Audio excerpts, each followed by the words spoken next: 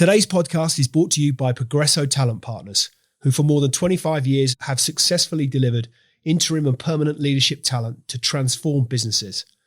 To hire the talent you need to enable your business to thrive, visit www.progressotalent.com today.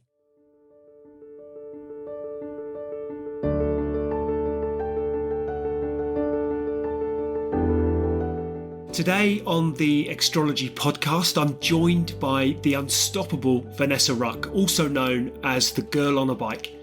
Vanessa's journey is nothing short of extraordinary. After a life-changing accident in 2014, she faced 7 years of recovery, enduring 7 surgeries and countless challenges along the way. But Vanessa didn't just survive, she thrived. She turned her love for adventure into a powerful platform, inspiring hundreds of thousands worldwide with her resilience, passion, and unbreakable spirit. In this conversation, we'll explore how Vanessa transformed adversity into an incredible journey of discovery, empowerment, and adventure. So what's the story behind the story? Without further ado, let's get into it.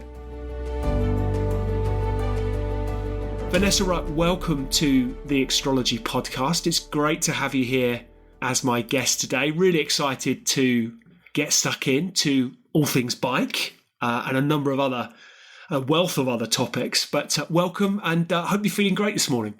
Yeah, absolutely. Thank you for having me on. It's an honour to be here. And I'm feeling pretty energized. Just been for a run, trying to keep myself fit as my body grows another human. So feeling good. This is wonderful. And I think, in fact, this is the first time that we've had 2 guests on a podcast, as I recall. So many congratulations to you, and delighted to be sharing the podcast today with not only the wonderful Vanessa Ruck, but also, as I think we referred to in email exchange, the mini Ruck monster. So many congratulations to you, and for the months ahead.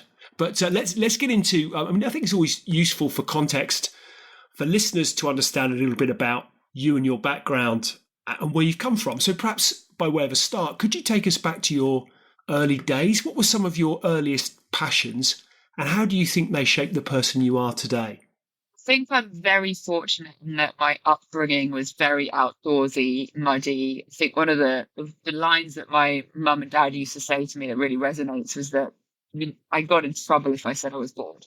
Boredom is a lack of imagination to entertain yourself. Go and find something to do. Go outside and play with sticks or ants or climb trees. Go on your bicycle. So I had a very outdoors upbringing. Our holidays each year were always to Pembrokeshire in Wales, and we'd go boogie boarding and rock climbing and play on the beach in the cold for hours, climb the crags. So I always had this sort of physically exhilarating sort of environment to grow up in, and they were mindful of what we ate, so we were pretty healthy. It was just adventurous and outdoors. And when I then went to school, started to do sort of school sports and activities, netball, rugby, hockey, all of those things were like the most pointless things to my brain. And I didn't enjoy them, which I think some people seem surprised about when you think of some of the activities I do nowadays. I enjoyed things like cross-country running or swimming when it was just me in my head and just go. It wasn't really until I got to university and discovered the world of extreme sports that were out there that my sort of adrenaline junkie side really kicks in.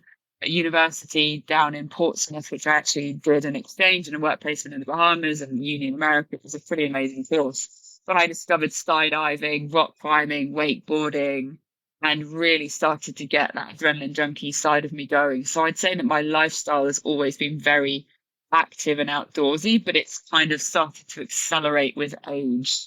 Do you think, was there a moment at which you found yourself kind of drawn to that sort of pursuit? What was it about? What was the appeal?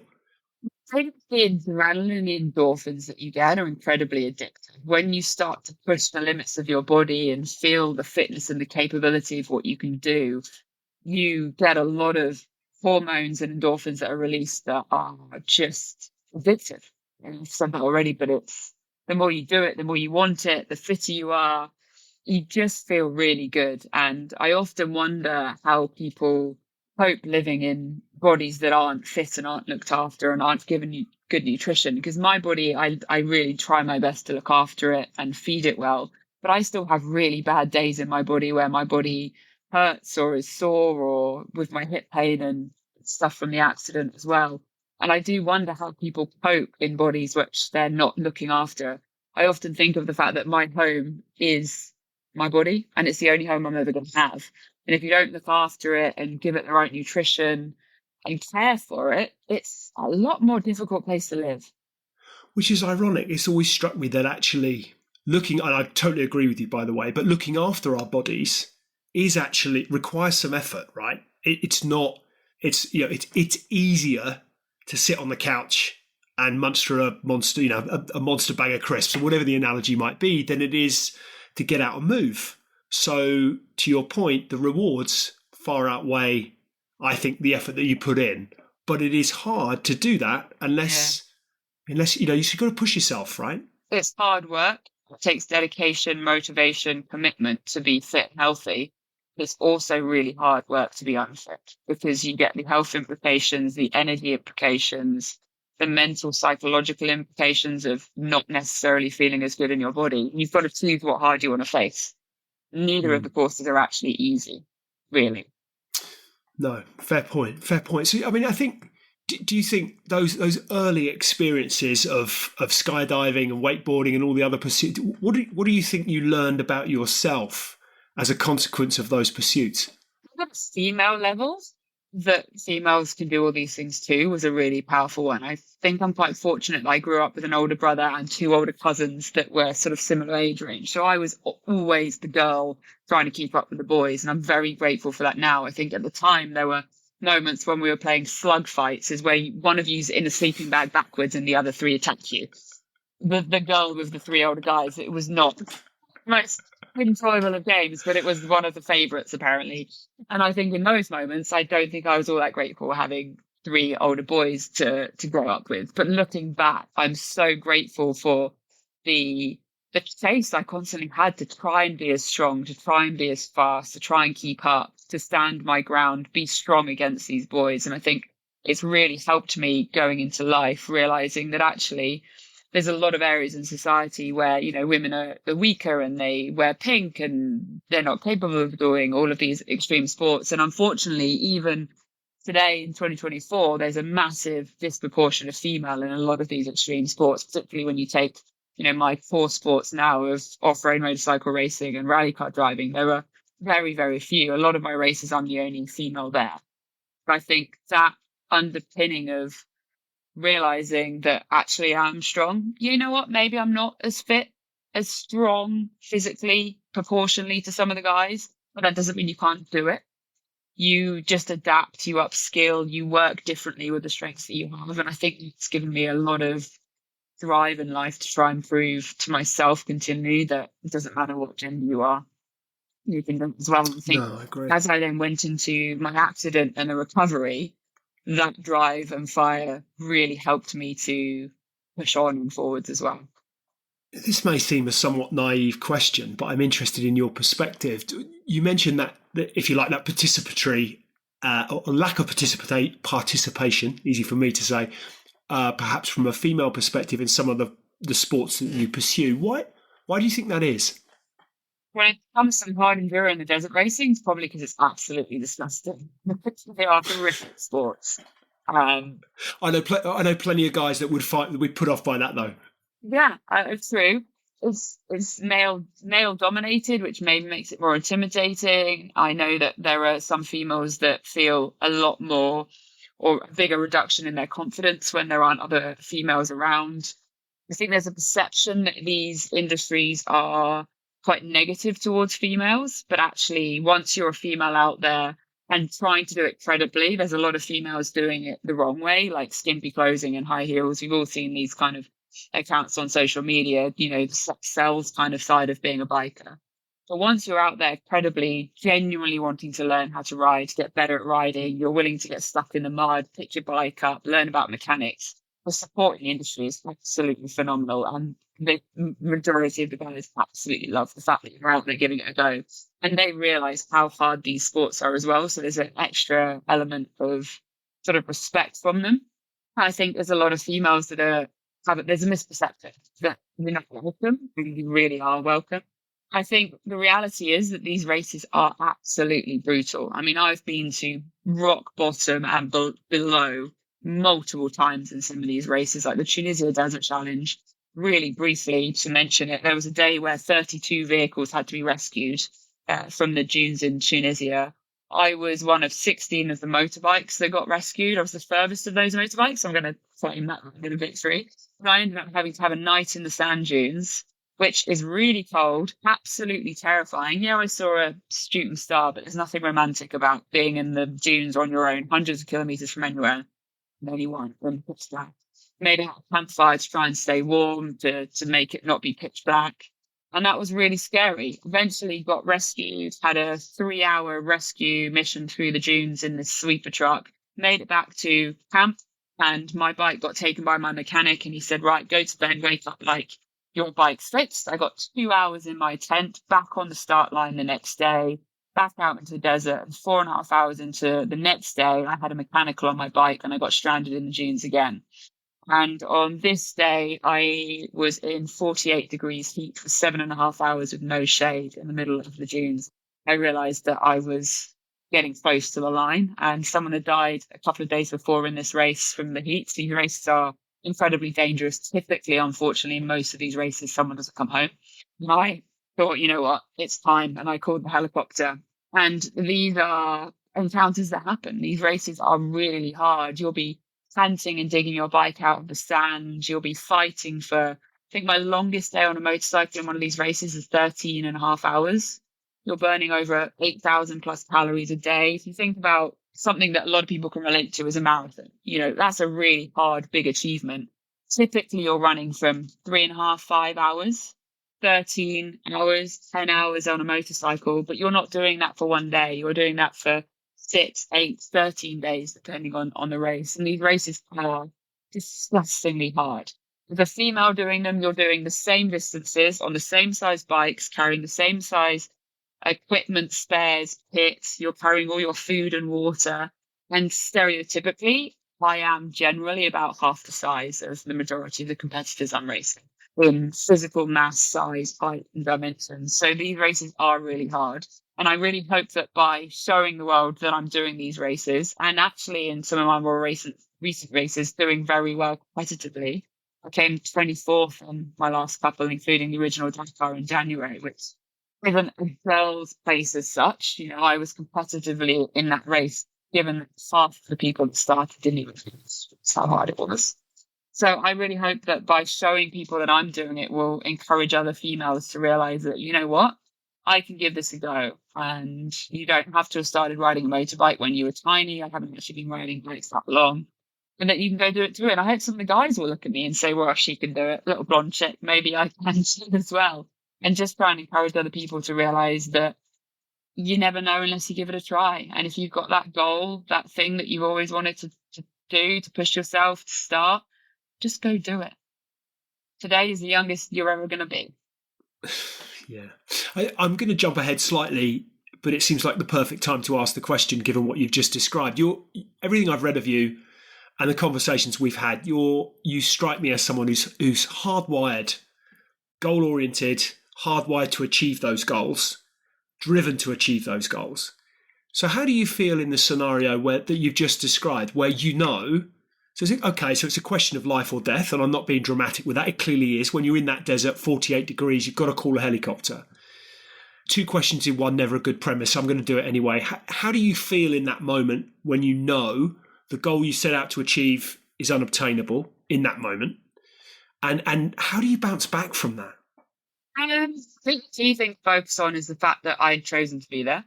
If we put things into context of my accident, which was the hardest thing I'd ever been through in my life, pretty horrific, and we can get into the accident if you like, that was completely outside of my control. I hadn't chosen it, I didn't pick it, there was no way I could reverse it, I couldn't let it happen. It had happened, it was an irreversible, life-changing thing. Now, me being in the desert, having issues in a race, was completely my choice. I had chosen to be there. I knew it was going to be a hard fight. I knew it wasn't going to be easy. And I picked that battle. And so there's a massive element of, you know what, Vanessa? You just got to roll your sleeves up and do whatever you can do right now to keep fighting on. There's an element of survival as well. Like when you're out there in the desert, you can't just quit. You would die. You have to keep fighting until you get yourself back to safety. So that probably helps as well. And in these races, by having an issue and having a mechanical, that doesn't mean you're out. You're going to get a lot of penalties. You're going to get a lot of time onto your rankings, but you're not out of the race. And so I was the first female to ever even enter this race. And I wasn't going to quit because I had a couple of bad days. So, after my rescue from the campfire night, I got back on the bike and carried on going. I'll be honest with you, in the following night, I woke up in the middle of the night from a horrific night terror where I was stuck in the desert again. And I decided that I was going to retire from the race because I just felt like I'd bitten too much off. It was harder than I was ready for, and it was dangerous and it was scary and people lose their lives. And so it took me a while to get back to sleep. That adrenaline you get when you wake up from these sort of nightmares. And I was like, in the morning, I'm just going to tell the race organizers I'm out and I'll retire. I woke up in the morning and I was like, where's my bike? And I got out the start line. I'd signed up for this race and I was going to give all of my fight. There's an element where some people might think, well, that's a bit reckless. What if something else happened? And then, you're putting your life on the hands of the organizers to rescue, etc. Yes, there is an element of that, but I know that I'm paying a lot of money to be in the race, to have them watching you on a GPS, to have helicopters on standby. And I knew that I was ready for that race. 32 vehicles got rescued the day I got rescued. It wasn't like I was the only one there having issues. It was exceptionally hard conditions. They haven't actually run this race again since because it was so hard. And so I just kept fighting, and eventually I made it to the finish line on day 8 and became the first female to ever finish that race. And I think the mindset of that is that when you decide to do something and you want that goal, then you fight. And things that are important to you, things that you really want to come true, none of these things are easy. If they were easy, they wouldn't be good goals because it wouldn't push you and challenge you. And the growth that I got through that one particular race in Tunisia was unreal. Like, let's put a little random side story on it. Prior to this race, I couldn't be home alone in my house at night because my husband had to be away. I'd have to borrow my parents' dogs. All the doors would be locked. The curtains would be drawn. I'd be like freaking out. There's no way I could have gone and put the bins out or something at night. We live in the middle of nowhere. If you stand in my garden and scream, no one's going to hear. After the race, I don't even need to close the curtains. I'm not really that bothered if the door's locked. I can go for a run in the woods in the dark. Once I've been to the kind of extreme of being stuck in the desert on my own with a campfire, what harm's going to happen to me? I don't know. But the shift in perspective was so huge. You take, a 7-hour drive from here up to, I did a race up in Scotland in the rally car with the Bowler Defender, and it was a 7.5-hour drive. My mum's like, right, make sure you pull over every couple of hours and have a break, have a rest, go to the toilet.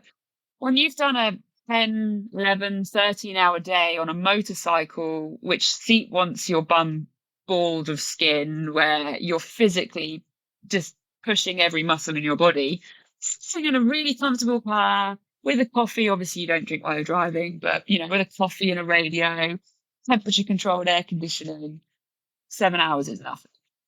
When you're feeling tired, you're having a tough day, you think back to that time in the desert where you had a 3-hour period where you couldn't even get your heart rate to go below 150 because you were at such an extreme of the heat and the temperature. My peak riding temperature I've been in is 52 degrees.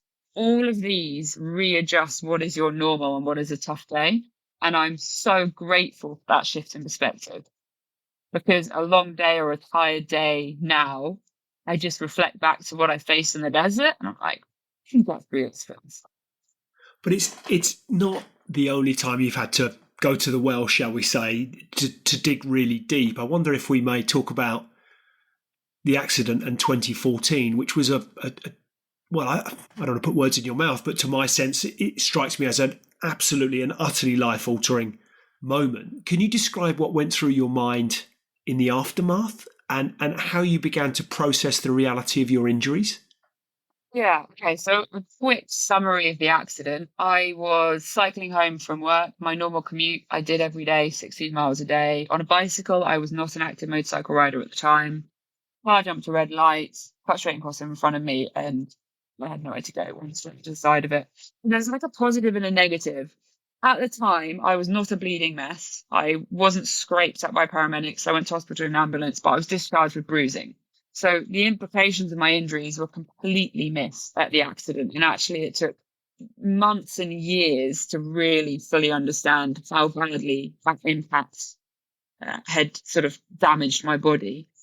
So there's an element where in the aftermath of the accident, I was almost in this false bubble of hope where it was just bruising and I was going to get better really soon. And I went out and bought a replacement road bike because mine got written off and I was going to be back to my normal Vanessa self really quickly.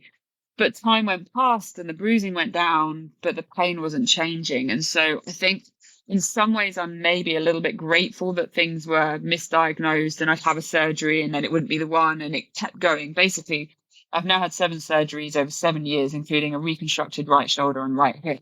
But with surgery number 1, I certainly didn't know I needed surgery number 7 years later.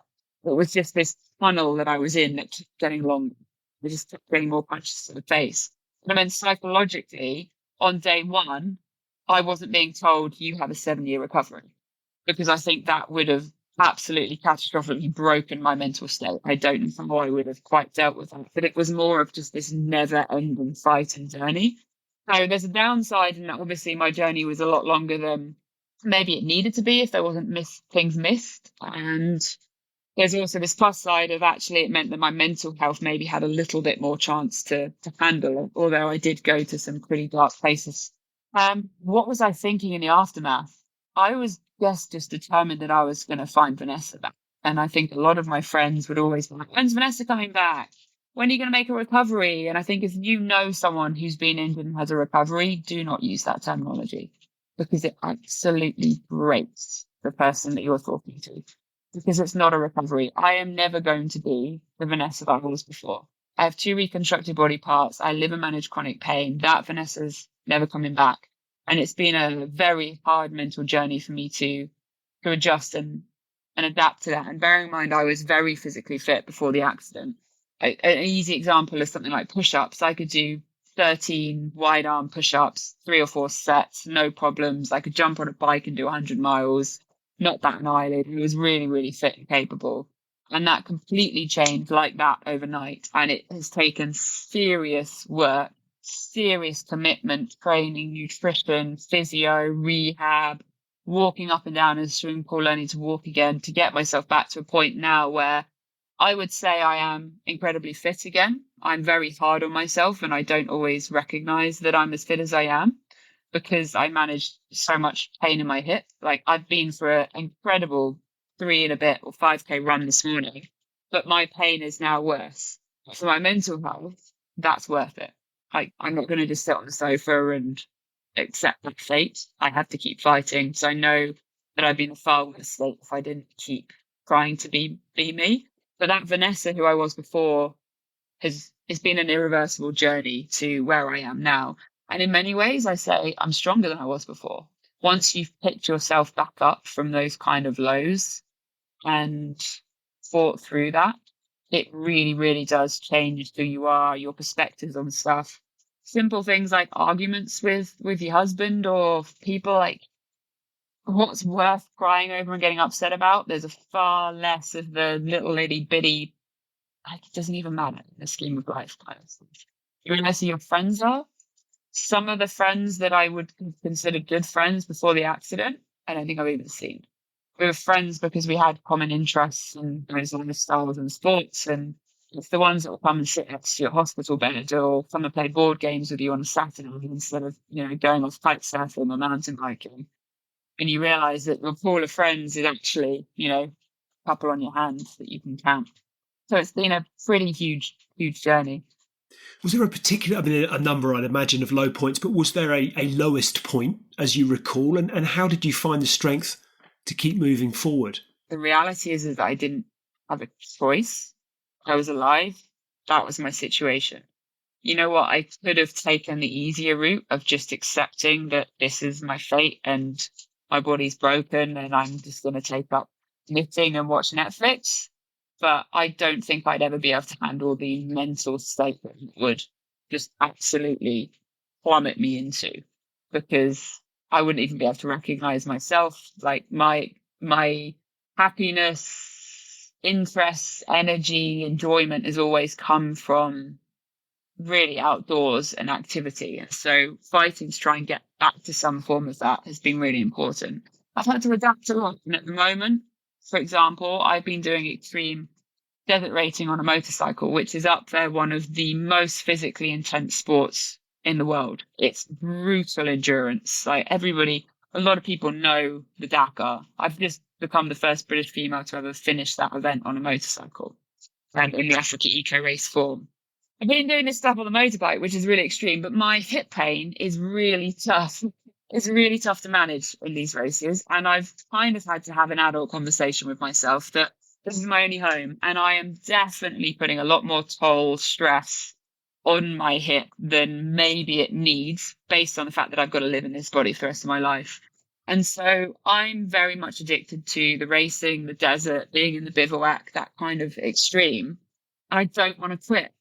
So I thought, how can I keep doing this, but be kinder on my body? And that's where I've got into the four-wheel racing in the rally car with the Bowler Defender and started to do four-wheel racing, because racing a rally car through the desert is incredibly intense. It's still, complex navigation. You've got the self-support, the mechanics, the long distances, the time in the car. But physically, it is nowhere near depending on the hip. So that's my way of adapting and not quitting. And I think it's really important as we go through life to realize that actually sometimes you've just got to have a awkward conversation with yourself and realize that not everything that you wish you could do or you wanted to do is going to be feasible with the situation that you're in. And so the idea of quitting wasn't ever something that I was going to do. I just had to adapt. We had to find a new way forwards. Okay, I couldn't enjoy going off kite surfing, and we used to go on holidays like Brazil, Western Sahara, Egypt, all over the place kite surfing. We used to go on rock climbing holidays. I couldn't do those, and that's where the motorbikes kind of first came into things, because at Harley Davidson is like a big sofa with an engine, and I'd say that was probably one of the biggest things for my mental health in the recovery. Bearing in mind over the 7 years, it was like a roller coaster of bed bound or extensive rehab, getting a lot better, a bit more active, maybe able to ride a motorbike, and then more surgery and back down again. And in some of those highs, my husband and I decided to do an early life crisis to get 2 Harley Davidsons, and it was phenomenal for my mental health. If I wasn't going to go on a spa break or a city tour, like that wasn't who I was. Once I was back at work, why would I take any time off work to do what? There's nothing fun to do. But we ended up doing sort of 25,000 miles around Europe over the following 3 years between surgeries on the Harleys, and it became our new form of adventure. And okay, yes, I would have loved to have gone kite surfing, but I couldn't do that. So instead it was adapting. What else can I do that's going to give me some enjoyment, some adrenaline that I can do with my body? And that was getting on a motorbike, or even going on a yacht sailing holiday in Greece with my husband and some family. I could do that with my hip post surgery. I was still having an adventure. We were sailing. It's about adapting. Had you any history of motorbikes? I mean, I'm fascinated to understand. I want to talk about the birth of the girl on a bike, but I'm fascinated to understand if there if I look at my own experience, my father rode motorbikes when I was a kid. I guess I'm of an era where families didn't have 2 cars, so we had 1 car, and my dad had a bike to get to work and back, and he had scramblers, and he used to disappear off at the weekend and ride his bike. And it was, interestingly, I always remember we used to go on the back of his bike when I'd have been 5, 6, 7 years old. I remember him saying to me, "Son, when you're ready, you can have a car when you're old enough to drive. You're never having a motorbike." that was it, full stop. But funnily enough, never appealed to me. I had friends who had bikes at 16, 17. It was never my thing. But was there something, was there a moment, a story, a reason why a motorbike? To your point, you could have picked any one of a number of things. Why a bike? Yeah, I think part of it is where our paths take us. And random messages that pop up in your head and you think they're a really good idea and you just go with it. So there are a couple of things that when I was a really young kid, I don't even know how old I was. I'm guessing I was probably sub 5 or 6.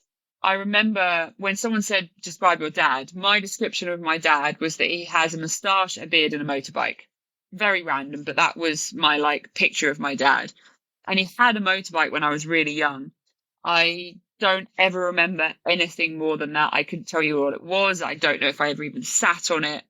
And once I was sort of a kid as such, I never remember there being this motorbike around. So I didn't have like motorbikes in the family.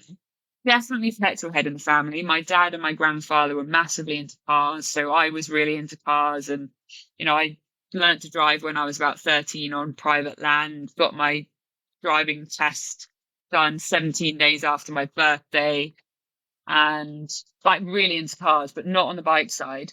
Now, when I went to university, I did a work placement for a year where I managed to get a job at a marine biology research centre on a remote island in the Bahamas for a year and a bit between on my university course, which is amazing. Now, as a student who was doing effectively an internship down there where they housed and fed me, I didn't really have much money, but I needed a way to get around the island. But I couldn't afford a car.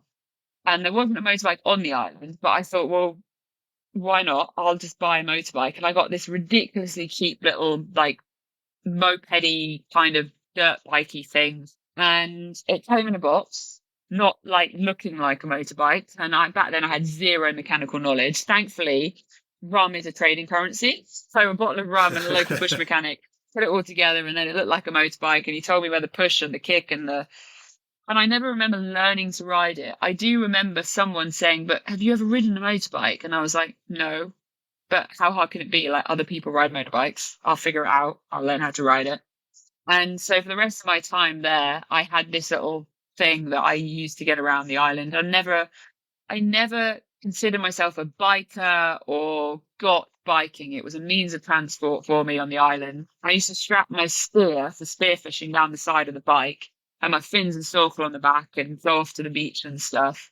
And it was just a means of transport. When I came back to the UK, I'm one of those people that likes, because of the petrol head side of things, I guess, I really like collecting licenses. So, I did my towing license, and then I thought, well, I might as well get my motorbike license, because technically I didn't have a motorbike license, so I should probably get it. And I just did a direct access course to show my age. You used to be able to just do a 5-day course and you had your license back then. Never having an intention of getting a bike, but I ticked the box, right? Like last year I did my chainsaw license just because this year I'm getting my shotgun license. It's just little things that I like collecting.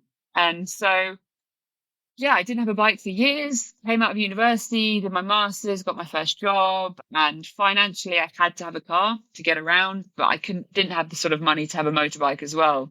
And it wasn't until after the accident when I was no longer able to commute to work on a bicycle because of my body being effectively just broken. I was really struggling with the traffic, the cost of fuel, the parking going into Central Oxford, all of these kinds of things. And on Friday night, sat with Alex, my husband, and a friend, having a gin and tonic. They must have been talking about something really boring because I kind of just disappeared off in my head onto this little daydream. And I was like, I should get a motorbike.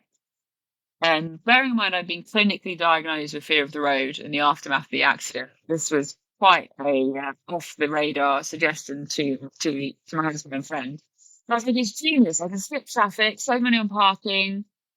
This is going to be amazing. And I found this Suzuki Bandit 600 in my town for a really reasonable price and condition. Went and bought it the next day. Went and got me some bike kit. And then I had to ride the thing, trying to overcome the fear of the road and the fact that, I'd nearly died on a bicycle. Why am I now getting out on a motorbike? The amount of times I cried in a helmet and had breakdowns and stuff like that. It wasn't easy. And then it's a case of the fact that no one pre-warned me that motorbikes breed. So once you have one motorbike, then suddenly there's 2 motorbikes, and then 2 motorbikes make 3 motorbikes, and then N+1 is the rule. And so now there are 9 in our garage. Goodness. And they're quite addictive. And it's kind of just escalated since then.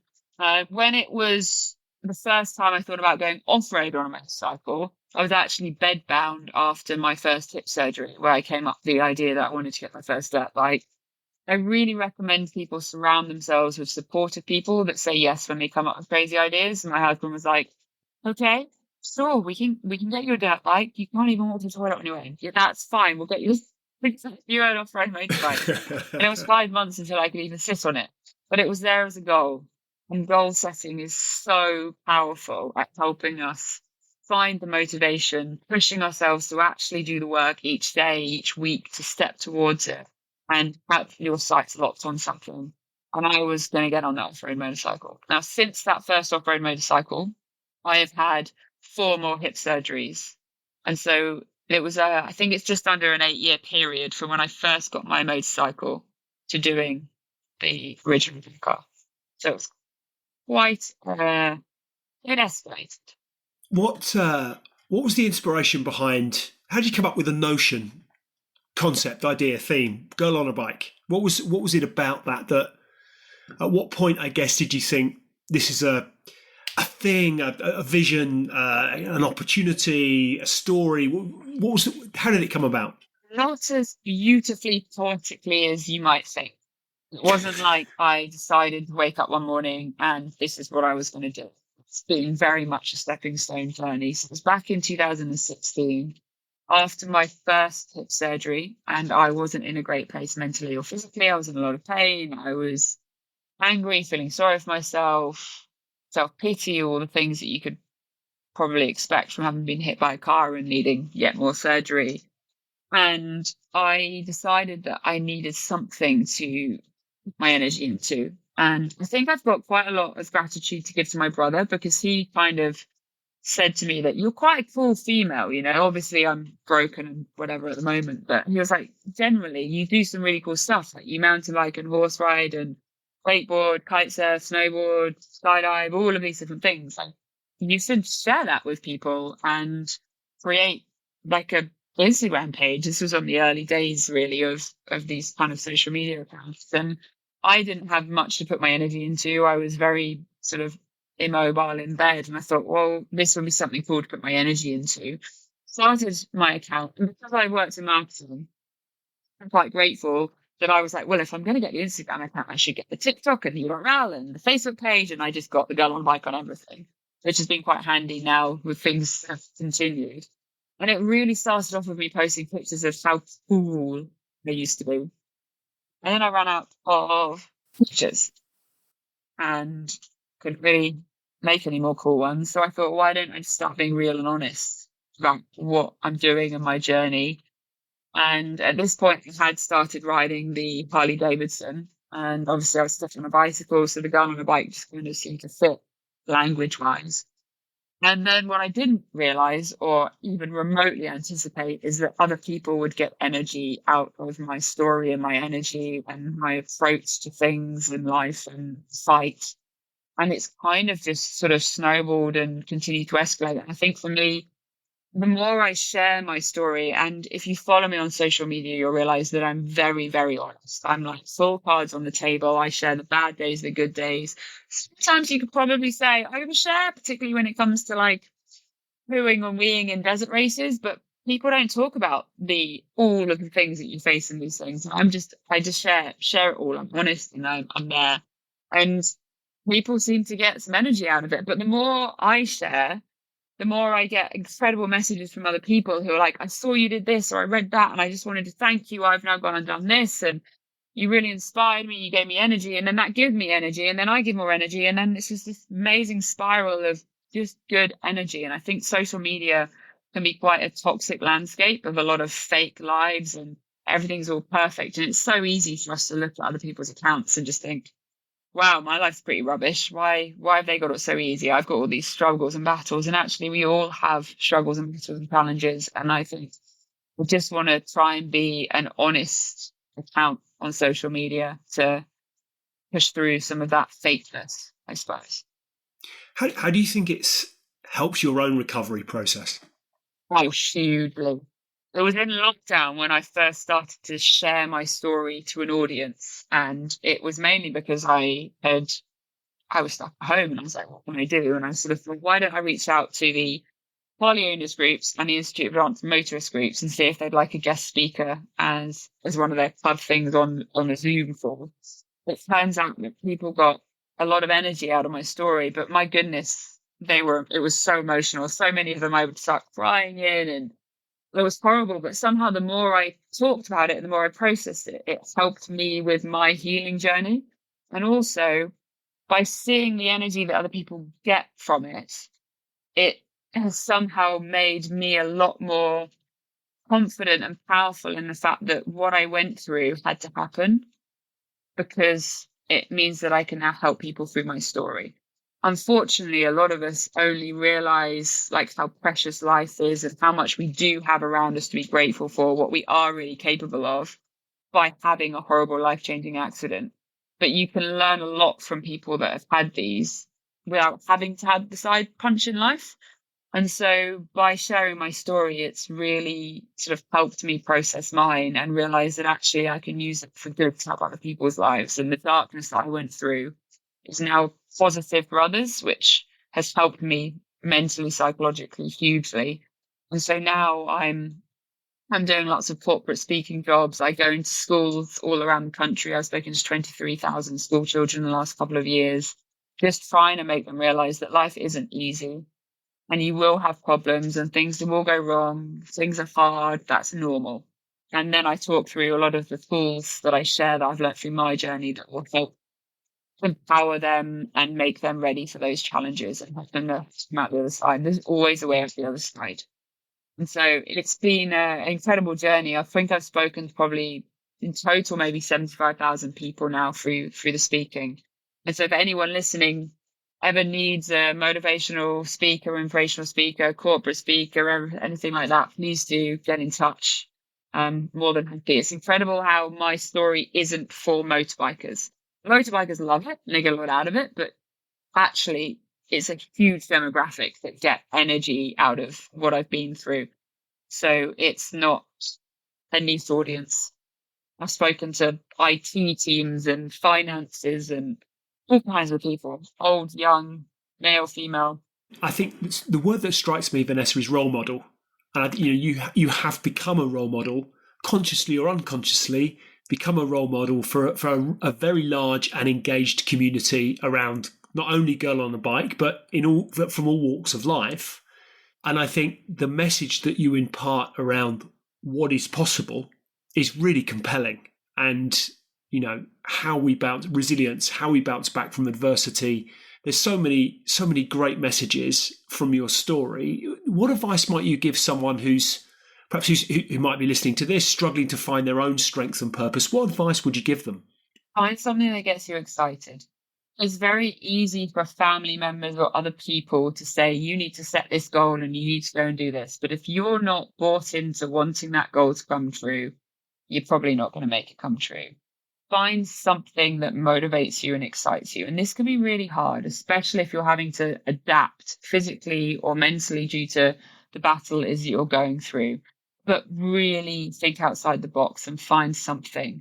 And then once you've found that something that you really want to make come true, it makes everything else easier because the motivation will come from it. And remember that even really strong, powerful, capable people often say that that's me. And like, oh, I always have this fight and I get up every day and I go towards my goals. No, I don't. I have huge roller coasters of ups and downs. I will wake up some days and it will be like, I just want to quit. I don't even want my goal anymore. That's completely normal. We are humans and our energy shifts and changes. And it's really about trying to work on your mindset to think, have an overcome mindset. What can I do today that the future me is going to thank me for? What can I do today that's going to make tomorrow or next week easier? And just chip away at it. Small steps will make progress. And the more little steps you can make, the more momentum that you build and the easier things get. You've just got to keep going.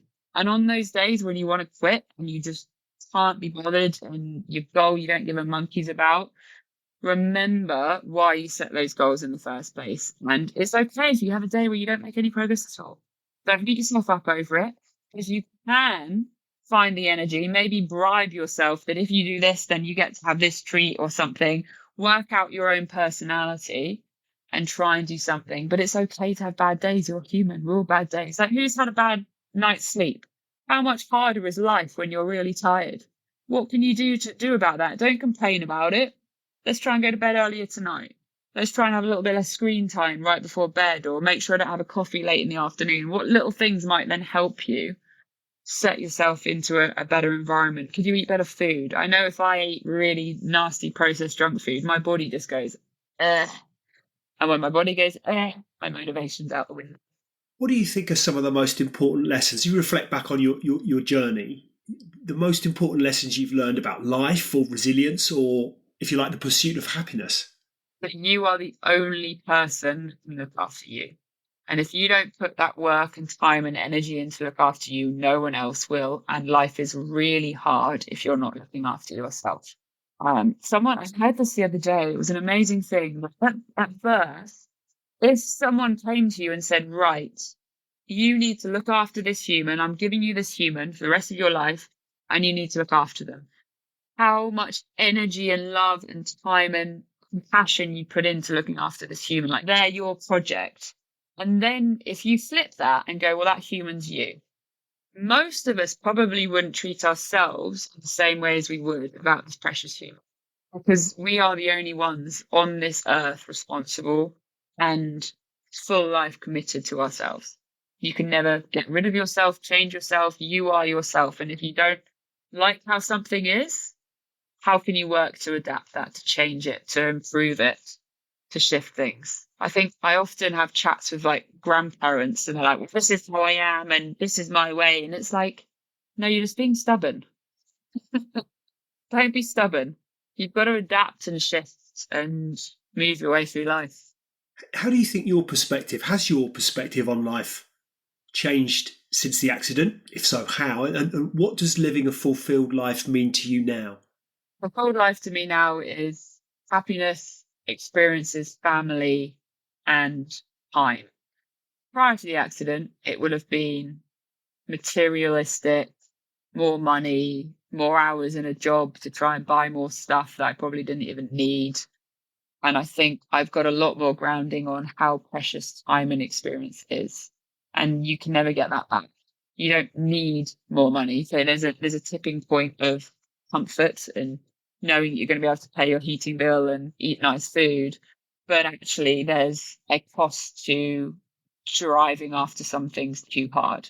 There's always a sacrifice or a balance. I think family and experience is far more emphasized for me following the accident. Big time. A lot more gratitude, a lot more appreciation for what I do have around me. I think I have I want to say I've got a relatively turbulent mental health state, but I've learned a lot about mindfulness and the power of the conscious mind and how much control we actually have over our thoughts. And our thoughts are directly linked to our subconscious, and our emotions are directly linked off those. So an example of that is me with my pain management. I have quite a lot of pain. I have to cope with it, manage it. And there's something I've realized that I did get these trigger thoughts. And the trigger thoughts is my first kind of acknowledgement of, you know what, my hips really hurt right now. And I've got two options at this point. My first option is to go, yeah, my hips really hurt right now. And then I go into this downward spiral of like anger at the accident. Why did it have to happen? Self-pity. Why can't they fix me? Why can't they work out how to get rid of my pain? Like just upset, anger, emotional, and I'll end up at a point where I'm crying. Almost guaranteed every time. The other option I have is to go, right, Vanessa, stop. We're not going to dwell on this. You have pain. It's happened. There's nothing you can do about it. What can you do right now that might help you? Do you need to take a painkiller? Do you need to get up and move? Do you need to sit down? Do you need to do a little bit of physio? Do you need to just distract yourself and try and take your mind off the pain because you can't do anything about it? Do you need to call a friend, put some music on, go make a cup of tea? But what can you do in that situation to help yourself? And that is something that I've learned through the mindfulness big time, recognizing those early thoughts where you could go into a spiral of self-abuse, or catch it and go, right, what can I do? And how can I change the next chunk of my period? And I think that mindfulness factor is one of the most powerful things I've learned through the accident. And that helps me multiple times every single day. If you could go back to 2014 and speak to yourself with the benefit of hindsight, back to the time of the accident or right after the accident, what would you say to yourself? Just unbelievable what we can achieve when we believe in ourselves. And so often we'll look around the world at all these incredible people doing extraordinary things. And you just have to remember that every single human out there is just a human, just like us. The difference is that they've set their goal and they put the work in and they've gone to make it happen. We just had the Olympics. Look at all those incredible athletes. They are completely normal human bodies like everybody else, but they have focused and trained with that goal of going to the Olympics. And it doesn't matter what all of these humans are doing, they are just humans like all of us. And you've got to believe in yourself. If you want to make something happen, put the work in and go make it. And so I would say believe in yourself, which I need to keep reminding myself of right now, especially going into motherhood, because it's terrifying. Well, I think the thing that strikes me is not only the authenticity of what you put out there, and I think that's why it really resonates for people. It's not a sanitized kind of, window into my perfect world. It's a really raw account of your experiences. There's a real human side to that, which I think is why also people connect with it. But also the thing that strikes me is that there's a real sense of humor and joy that you put across, that you evidence as you deal with these challenges. And as a consequence, I think there's a real connection for people through that sense of humor and joy. How important has that been to you, do you think? How important has it been to maintain that sense of humor and joy and connection? I think it's the only way to keep going. If you don't laugh about it, you'll cry, right? I guess it's similar to the glass half full or glass half empty. You have a choice on the perspective you want to look at things, and you don't need to take the negative approach. And trying to be optimistic and on the positive side is a much happier state to try and be in. It's not always easy. It's very difficult, but a very easy example, if you're at a checkout at the supermarket and the checkout person is really rude to you, they're grumpy and they're short, that reflects onto you. It's very easy to be grumpy and rude back. And then you then walk out of the supermarket feeling pretty grumpy and, oh, they were so rude to you. You didn't need to take on their energy. You have no idea what they're going through in their life. You could have bounced back to that negativity with positivity and not taken that emotion on yourself. And straight away, you've changed the rest of your day. Like if you get out of the bed and stub your toe, it doesn't mean you're going to have a bad day. It just means you stubbed your toe. And it's okay. Things happen. And just keeping that refreshment of a positive outcome. If you put out positive energy, I'm a massive believer that positive energy is received by positive energy. And if you put out negative, unhappy, toxic energy, you're almost guaranteed to get that back, like the checkout girl. And it's about trying to break that cycle and just try and be positive. And the more you do it, the more positive it comes back. I just think it escalates and builds on itself. Absolutely. So what's next for the Girl on a Bike? What are your dreams and goals for the future, both, I guess, for you personally and also for your platform? So I guess a lot of people are looking like, oh, you're pregnant, you're not going to be able to ride motorbikes and you'll have to quit everything. And I'm like, no, you can do fitness. Doesn't strike me as that's something that's an option for you. No, it's not. I don't have to lose who I am because I'm deciding to have a child and a family. My ambitions are obviously to have a bit of a pause for the extreme stuff because my body is growing a human, which is incredibly exhausting and is a whole other conversation of how I don't think society talks enough about actually how difficult pregnancy can be for some people. I haven't had the smoothest of pregnancies. But everything's going well. I've got a very happy little baby in there. If the amount of gymkhana and gymnastics it's doing is anything to go by. Once the baby is out, I want to be a mum for a little while. And being a mum for me means that there's still going to be outdoors and adventures and hiking and mountain biking and motorbikes and stuff because you can do these things with a family. It's just about adapting your approach to things, maybe doing them at a slightly slower pace, looking after your body and balancing, having to breastfeed and all these kind of things. But my goals with regards to doing one of the big extreme desert races in a rally car isn't changing. I'm going to be fighting to make that happen in the next couple of years. And I've got a very supportive family, a very supportive husband, and I believe that women can keep being them and having careers and doing things alongside having little monsters.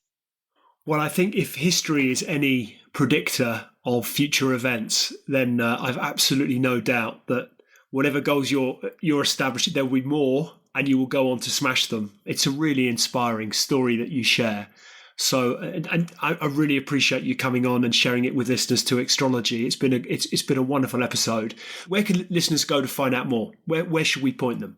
I'm pretty much everywhere. So if you search for my name, Vanessa Ruck, or The Girl on a Bike on Instagram, TikTok, Facebook, Threads, WhatsApp, YouTube, you will find me on all of those platforms. There's I think there's about 450 videos on YouTube. So way more fun than Netflix. You don't have to deal with my face watching them. And my inbox is always open. If anyone wants to message me and chat and ask any questions, I'm always there. And on the corporate speaking side, if anyone has any recommendations, opportunities there, I'd very much appreciate any ideas there. And they can email me at thegirlonabike.com for those business side of things. Fantastic, Vanessa. It's been wonderful to have you as my guest here today. I really appreciate your time and insight and energy.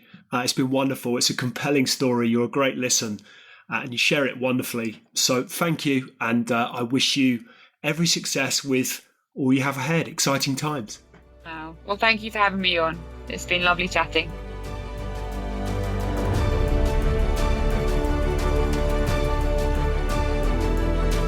Hi, ladies and gentlemen. Thank you for listening to today's Extrology podcast. I really appreciate your audience and ears. If you've enjoyed it, then why not hop onto iTunes and give us a review? I'd really appreciate anything that you might have to say. Any feedback always gratefully received, and look forward to hosting you next time. See you soon.